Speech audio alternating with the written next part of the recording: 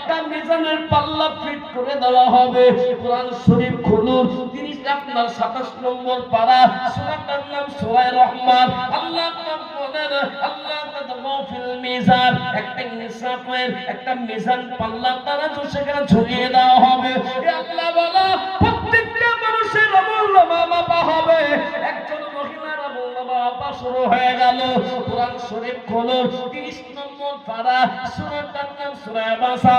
Middle point আল্লাহ পাক বলেন, ইয়াউমা ইয়াফিরুল মারউ মিন আখি ওয়া উম্মিহি ওয়া আবি ওয়া সাহিবাতিহি ওয়া বানি। এ আল্লাহ বলা ওই মহিলার আমল মাপতে মাপতে একটা আমল কমে গেল। ওই মহিলাটাকে আল্লাহ পাক বললেন, ও ফেরেশতা, জাহান্নামের চিনচিনতে বেঁধে বেঁধে বেঁধে বেঁধে ওকে জাহান্নামের দিকে নিয়ে যাও। ওই মহিলাটাকে নিয়ে যাওয়া হচ্ছিল। ওই মহিলাটা হাওয়া করে কাঁদতেছিল, ও আল্লাহ, দুনিয়াতে আমার ছেলে ছিল, মেয়ে ছিল, বন্ধু ছিল, বান্ধবী ছিল, আমার স্বামী ছিল, আমার আদরের বাবা মা ছিল, তাদের কাছে যা চেয়েছি দুনিয়ায় সব পেয়েছি। একটা নেকি যদি তাদের কাছে চেয়ে পেতাম, তাদের কাছে যাওয়ার আমি রাস্তা পেতাম, একটা আমি নেকি নিয়ে আসতে পারতাম। আল্লাহ পাক ফেরেশতাকে বলে, ফেরেশতা, তার সামনেতে তার আপনজন, তার ছেলে হোক বা মেয়ে হোক, তাদের সামনে পৌঁছে দাও। তার ছেলেকে পৌঁছে দেওয়া হবে। ওই মা ওই ছেলেকে দেখার পরে বলবে, বেটা, আমি 10 দিন তোমাকে পেটে লালন করেছিলাম বেটা, আমি ডান দিকে হতে পারি না বেটা, আমি বাম দিকে হতে পারি না বেটা, আমি এই ভালো করে ঘুমাতে পারি না বেটা। তোমার পেটটাকে তুমি যখন পেটে ছিলে, আমি পেটটাকে বড় সুরক্ষিত করেছিলাম বেটা। ও বেটা, আমি যখন তোমাকে ভূমিষ্ঠ করলাম, জন্ম দিলাম, আমি কত কষ্ট করে তোমাকে আমি জন্ম দিয়েছিলাম বেটা।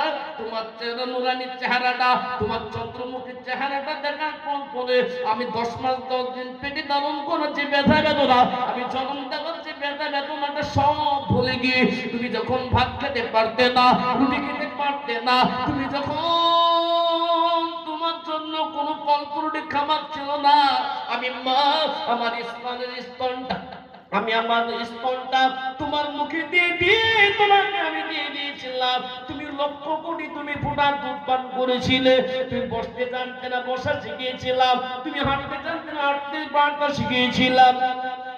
ও বেটা, আজকে তোমার মা, তোমার মায়ের পেটে, তোমার মায়ের পায়েতে জিঞ্জির বাঁধা আছে, তোমার মায়ের হাতে জিঞ্জির বাঁধা আছে। ও বেটা, আজকে বেটার পরিচয় দি, একটা নেকি দিয়ে দাও। একটা নেকির অভাবে আজকে আমার পাটা জিঞ্জির দিয়ে বাঁধা আছে। ইয়াউমা ইয়াফিরুল মারউ মিন আখি, এই বলবে ওই বেটা মায়ের কাছ থেকে পালন করবে, পেটি পালন করবে, ভাই পালন করবে, বাবা পালন করবে, স্বামী পালন করবে, কেউ একটা নেকি দেবে না। আল্লাহু আকবার। হে আল্লাহ বান্দারা, আল্লাহ একজন হক্কানি আলেমদেরকে বলবে, হক্কানি আলেম কারা একমাত্র জানে আল্লাহ। হক্কানি আলেমদেরকে, হাফিজদেরকে বলবে, হে হাফিজের কোরআন, জান্নাত চলে যাও, তোমাদের জন্য তোমাদের আমলনামা মাপা হবে না। ওই কিয়ামতের ময়দানে জান্নাতের একটা দরজা খোলা, তারা জান্নাতের দরজার কাছে গিয়ে দাঁড়িয়ে যাবে। আল্লাহ জিজ্ঞাসা করবে, হাফিজে কোরআন, জান্নাতে যাও না কেন? বলে, আল্লাহ তোমার ওয়াদা আছে। ওই যে দৌলতপুরের আমি মাদ্রাসা, মসজিদের পাশে ছোট্ট একটা মাদ্রাসা দোতলা গড়ে উঠেছিল, সেই মাদ্রাসায় পড়াশোনা করেছিলাম, যার কারণে মর্তবা আল্লাহ আপনি এত বাড়িয়েছেন, আপনি আমাকে বিনা হিসেবে জান্নাত দেবেন। কিন্তু আমি তো একা একা জান্নাত যাব না। আমাকে যারা মহব্বত করেছিল, ভালোবাসা দিয়েছিল, দৌলতপুরের মানুষরা যারা আমাদের পড়াশোনার ব্যবস্থা করেছিল, থাকা খাওয়ার ব্যবস্থা করেছিল, না না, তাদেরকে না নিয়ে জান্নাত যাব না। কিয়ামতের ময়দানে, হাসরের ময়দানে বেটা কাজে আসবে না, বেটি কাজে আসবে না, আপনার স্ত্রী কাজে আসবে না, ও মায়েরা স্বামী কাজে আসবে না। একমাত্র এই যে আপনি মাদ্রাসা বানিয়েছেন, মসজিদ অনেক সময় ফাঁকা থাকে, 5 ওয়াক্ত নামাজের পর আর নামাজি পাওয়া যায় না, কিন্তু মাদ্রাসা, হে আল্লাহ বান্দারা, এমন ছাত্ররা থাকে আল্লাহ পাক রব্বুল আলামিনের ওই কালামকে 24টা ঘন্টা পড়তে থাকে। আল্লাহু আকবার। কেউ যদি পড়ে আলিফ লাম মিম তিনটা শব্দ পড়লো, কোরআন শরীফের একটা শব্দকে পড়লে আল্লাহ পাক 30টা একদম 10টা নেকি দিয়ে।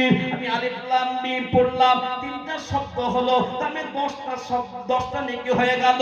এই মাদ্রাসায় যারা মধ্যে প্রান্তে ভালোবাসা দিয়ে পড়ে যাবেন গো, আপনি আমি মরে যাওয়ার পরে আপনার বাড়ির লোকেরা আত্মীয় স্বজনরা থেকে চলে আসবে। মাঝে মাঝে কখনো আপনার ছেলে মনে করতেও পারে, নাও করতেও পারে, কিন্তু আপনার আবার এমন একটা জায়গা আপনি বানিয়ে ফেলেছেন, এই পাশে ছেলেরা কোরআন পড়বে, আপনার ছেলে দোয়া করুক বা না করুক, এই দৌলতপুরের মাদ্রাসার ছাত্ররা সকালবেলায় সূরা ইয়াসিন পড়ে আল্লাহর কাছে দোয়া করবে, আল্লাহ এই গ্রামের লোকেরা দাদারা যারা এই মাদ্রাসাকে ভালোবেসে আমাদের থাকা খাওয়ার ব্যবস্থা করেছে, আল্লাহ তুমি তাদেরকে ক্ষমা করে দাও, তাদের কবরটাকে জান্নাতের ঘর বানিয়ে দাও। আর যারা বেঁচে আছে তাদের ব্যবসা বাণিজ্য, তাদের শরীর স্বাস্থ্যকে ভালো করে দাও। এই মাসুম ছেলেরা সূরা ইয়াসিন পড়ে আর এশার পরে সূরা ওয়াকিয়া পড়ে যখন দোয়া করবে, আল্লাহ পাক দোয়া কবুল না করে থাকতে পারে না।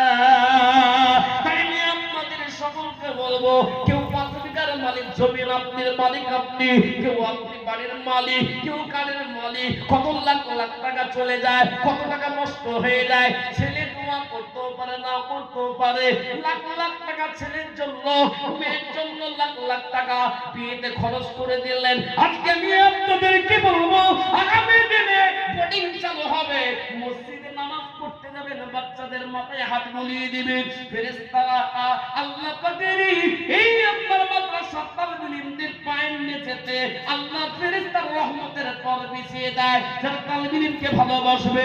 নবীজি বলেছেন, তুমি আলিম হও, যদি আলিম না হতে পারো তালিবুল ইলম হও, যদি তালিবুল ইলম না হতে পারো দ্বীনের কথা শোনো, যদি তাও না পারো আলেম ওলামাদের শ্রদ্ধা করো, আল্লাহ তোমার জান্নাত দেবে।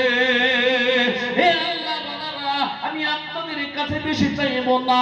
আল্লাহ বান্দারা, আগামী দিনে বোর্ডিং চালু করতে হবে, একবার জোরে বলুন ইনশাআল্লাহ, জোরে বলুন ইনশাআল্লাহ।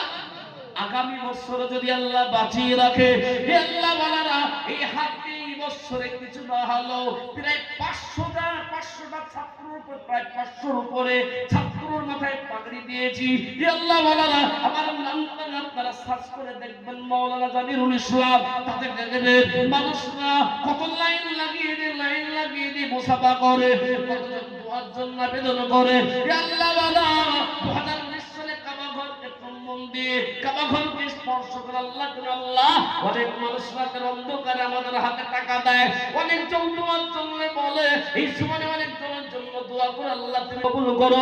আজকের এই মাটিতে আল্লাহু আকবার, আমি আপনাদেরকে বলবো যে 5টা ইসলামের স্তম্ভ আছে, 5টা হাতের আঙ্গুল আছে, 5 ওয়াক্ত নামাজ আছে।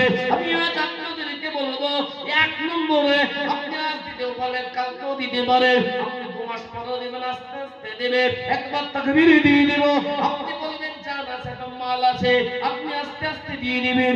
লাখ লাখ লাখ টাকা আমি মানুষের কাছে চাই, মানুষেরা দেয়। হে আল্লাহ বলো, আজকে এতগুলো মানুষের কাছে আমি তাকবীর দিয়ে একজন ব্যক্তির কাছে বলবো 10,000 টাকা দিতে বলে, একজন উঠে বলবেন ইনশাআল্লাহ আস্তে আস্তে 10 মাসে দিয়ে নেব। একবার জোরে সোরে বলি নারে তাকবীর। যে একজন ব্যক্তি প্রথম নম্বরে আজকে ছেলে মেয়ের পেছনে লাখ লাখ খরচ, আর যে জায়গা থেকে 24টা ঘন্টা কিয়ামত পর্যন্ত নেকি পৌঁছাবে, মাদ্রাসা কিয়ামত পর্যন্ত থাকবে, 10,000 টাকা দেনে বলা একজন ব্যক্তি প্রথম নম্বরে দেনে বলা, একজন ব্যক্তি। কি নাম? হাজী সাহেব, হাজী আলমগীর মিয়া সাহেব, মাশাআল্লাহ। একবার জোরে সোরে বলি নারে তাকবীর। এ বাবা, এ আওয়াজে কি হয় বাবা? আওয়াজটা করতে হবে, মাইক ফেরিয়ে বাবা। এ বাবা, একটু জোরে সোরে বলতে হবে, আল্লাহ পাকের ফেরেশতারা খুশি হবে। একবার জোরে সোরে বলি নারে তাকবীর। আল্লাহ তোমার প্রিয় বাবা হাজী আলমগীর সাহেব ছিল, এই 10,000 টাকা দেখো 1 নম্বর দিল। আল্লাহ 10,000 টাকা কবুল করে নাও তুমি আল্লাহ। আর দোয়া করি মোরা টাকার কারণ দুনিয়াকে আর করে দিও সুখের জীবন। ও আল্লাহ বলা তাহলে 1 নম্বর হয়ে গেল হাদিস সাহেব। তাহলে 2 নম্বরে কোন আল্লাহ প্রিয় বান্দা জেনে বলবে কত টাকা মোবাইলে চলে গেল, কত টাকা বিলে বাড়ি চলে গেল। তো 2 নম্বরে 10,000 কোন লোক হাদিস সাহেব, হাদিস সাহেব তিনি দিলেন 10 বছর ছিলেন এক্সট্রা। মাশাআল্লাহ হাদিস সাহেব বুঝতে পেরেছে ওয়াজ ছেলে মেয়ে সবকিছুই আজকে থেকে রেখে যাচ্ছি, রেখে গেছে অনেকজন, অনেক বাবা রেখে গেছে, দোয়া করে না। কিন্তু আজকে ওই সমস্ত ভাইরা বলতে পারবে আব্দুল মালিক সাহেব 2000 মাশাআল্লাহ। তো 2000 টাকা দেনেওয়ালা অনেকজন আছে, কিন্তু আমার এই বয়সে